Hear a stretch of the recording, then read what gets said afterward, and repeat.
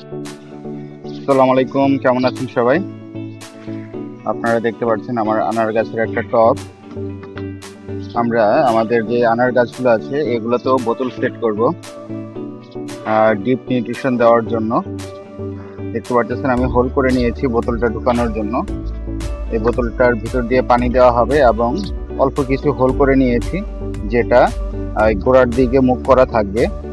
যেহেতু এই পাশে জায়গা কম, আমরা ওই সাইডে যাতে পানিগুলো যায় শুধু সেই ব্যবস্থার জন্য শুধু এক পাশে হোল করে নিয়েছি।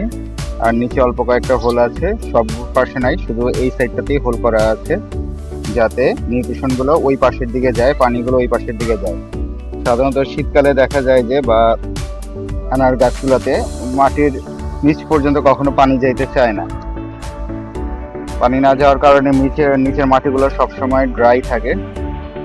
এটা যখন আমরা মাটি চেঞ্জ করি তখন এই জিনিসটা বোঝা যায়।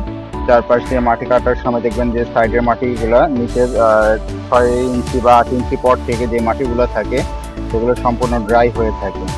এই কারণে আমরা এখন থেকে এই সবগুলো বড় গাছও আমরা এই বোতলগুলো সেট করব, এবং এটার সামনের দিক থেকে অল্প একটু কাটা থাকবে, যেখান দিয়ে আমরা সবজি যে কিচেন ওয়েস্টগুলো আছে কিচেন ওয়েস্টগুলো ওই উপর দিয়ে দিব, যাতে কিচেন ওয়েস্টগুলো থেকে সরাসরি গাছ নিউট্রিশন নিতে পারে।